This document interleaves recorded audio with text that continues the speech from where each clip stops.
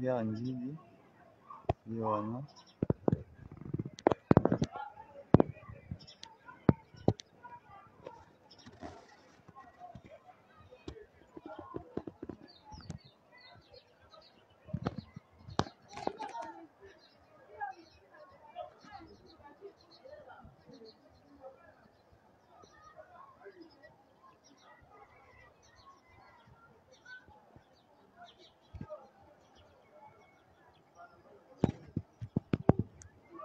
Yindi Abuka.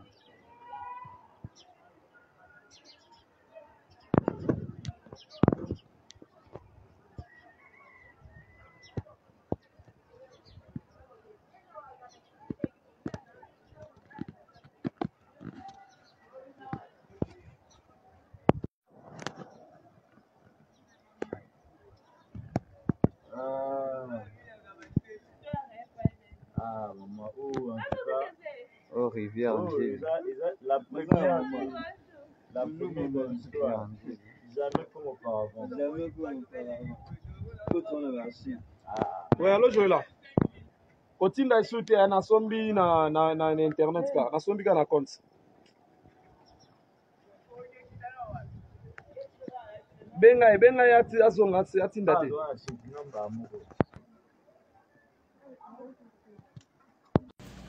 Ben, je pense que chez le président Félix, il y a une volonté de vouloir rester au pouvoir. Donc, Touroloba, aligné au fond dans le pouvoir, mais sans qu'il y ait une vision claire, il y a les Kambalingo Sala. Rester au pouvoir, c'est bien. Bon, la Constitution, il y a l'élo et le bi qui Moutarouz à la pouvoir 2 mandats. Mais quand vous regardez autour, il y a président, attitude Nabango, surtout bateau Bazawana, pas parce qu'ils sont intelligents, le quoi, Peter Kazag et les autres, ils sont là juste parce qu'ils sont de la même tribu que le président de la République. Et c'est vraiment le déjà vu, comme on dit en anglais, c'est la répétition, c'est que c'est toujours ces gens-là, Kobabengaba, Kassi, Kobabengaka, bon, voilà, des gens qui sont autour du président, Oyo, Baso apporter rien intellectuellement, seulement au président, vous allez, ah, voilà, il faut Tikala, Moni, Mobutu, ça y 32 ans, et ils ne tiennent pas compte des contextes, de l'histoire, même de problèmes du moment. C'est-à-dire qu'aujourd'hui, Kinshasa est la ville la plus sale du monde, sans transvoirie, sans rien. C'est 17 millions d'individus autour de la saleté, autour de microbes, de bactéries, autour de maladies, gratuitement comme ça. Mais ces gens-là ne sont pas là pour ça. Ils ont leur regard ailleurs. Et Bangonde, Bazoïbsa, président Félix, que voilà, continuer, Bichoto, trop supporter yo, tout ça on a la simana yo, Kobanga Mutute, alors que la pauvreté les a combattus. Il y a encore des gens qui deviennent de plus en plus pauvres. Et il ne faut pas oublier aussi que c'est un régime kleptocratique. C'est-à-dire où sciemment, tout le jour, Bazakoyiba Mbongo. Bazakoyiba, Batalate, Bazakoyiba, Batalate. Et voilà, le président de la République est dans cette logique. Alors que tout le monde, il dit bien, même la guerre de l'Est, tout le monde sait qu'il suffit qu'Akabolongoli, la personne, Félix Tshisekedi, comme président, le premier pas vers la solution avec Corneille Nangaa, avec le Rwanda, avec tous les pays où tous les problèmes ici.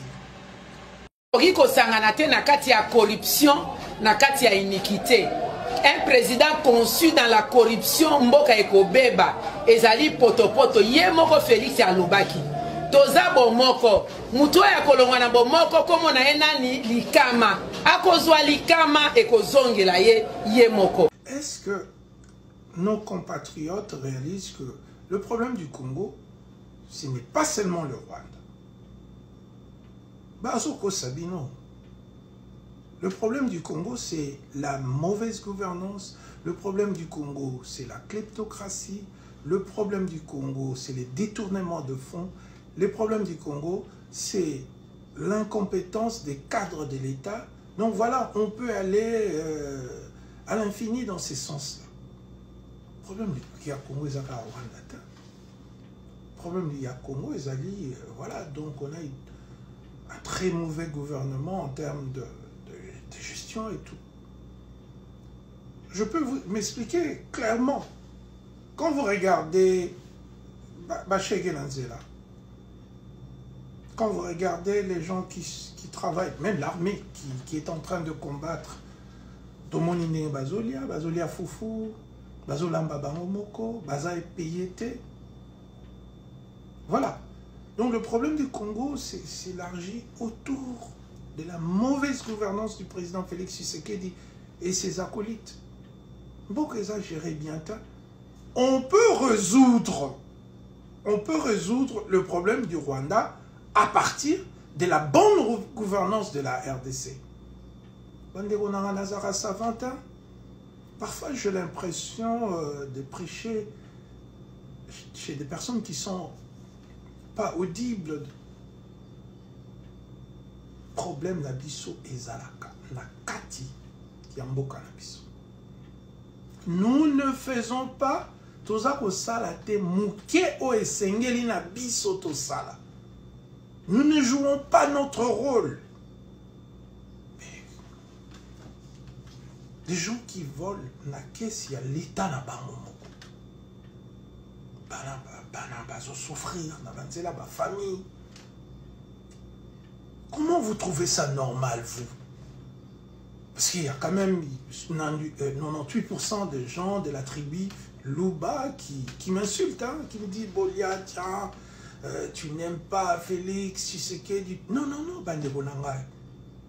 Même si je l'aimais, est-ce que ça va changer la question de l'eau potable, la question de l'insalubrité totale et linéaire de la ville de Kinshasa? Est-ce qu'il faut changer problème et pas si à bas congolais? Pourquoi vous cherchez l'amour là où on cherche le travail? Le développement d'un pays, c'est une question de travail, c'est pas une question d'amour. Faut tout ça, là. L'information selon laquelle moi et le premier vice-président de l'Assemblée nationale, Jean-Claude Tshilumbayi, nous aurons déposé un projet de loi intitulé « Projet de loi constitutionnelle d'exception ». Et on a donné même le numéro « Projet de loi constitutionnelle d'exception numéro 2025/01 » portant ajustement temporaire du mandat du président de la République. Je profite donc de ces micros de l'Assemblée nationale, représentation de notre peuple, pour dire que cette information est fausse et que moi et mon collègue, le premier vice-président de notre bureau, nous n'avons jamais pris une telle initiative. Il s'agit d'une campagne de diabolisation, de manipulation de l'opinion entretenue par nos ennemis. Je vous remercie, honorable président. La politique, c'est pas facile hein, non plus, parce que la politique, tout ça, là, parfois, ben, des gens qui n'aiment pas ce que nous faisons. Et ça, parfois des amis.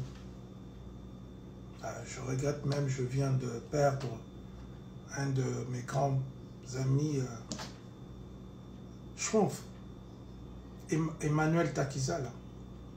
Mais bon, Batumsusu, nos amis avec qui nous avons grandi et tout, se disent que bon, voilà, il faut toujours que nous soyons du mauvais côté de la gestion. Parce qu'on peut être du bon côté de l'histoire, c'est-à-dire être avec des gens qui dirigent, qui volent, qui au bazo comme ça, Congolais pauvres, au Ibaka, les Congolais, au Boakarabango, les musiciens, tout ça. Mais nous, on a dit non, on ne peut pas être ça. Donc, il faut partir du point que les pères de l'indépendance de ce pays,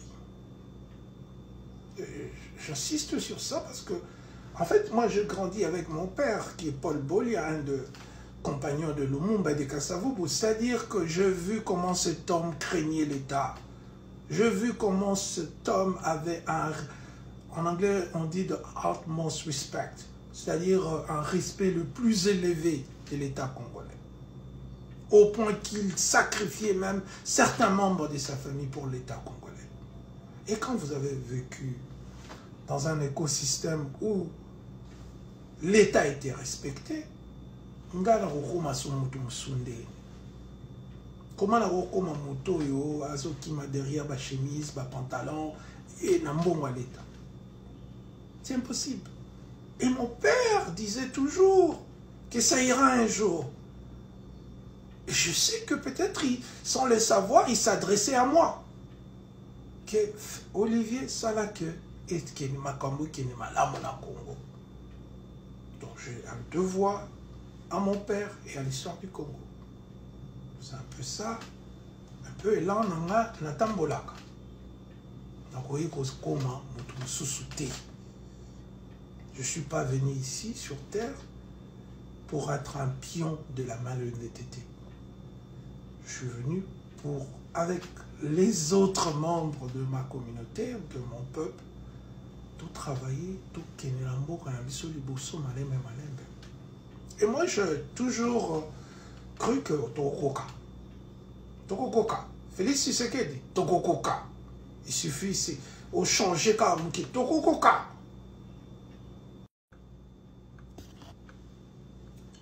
Et bien sûr, la diaspora congolaise a un rôle majeur à jouer.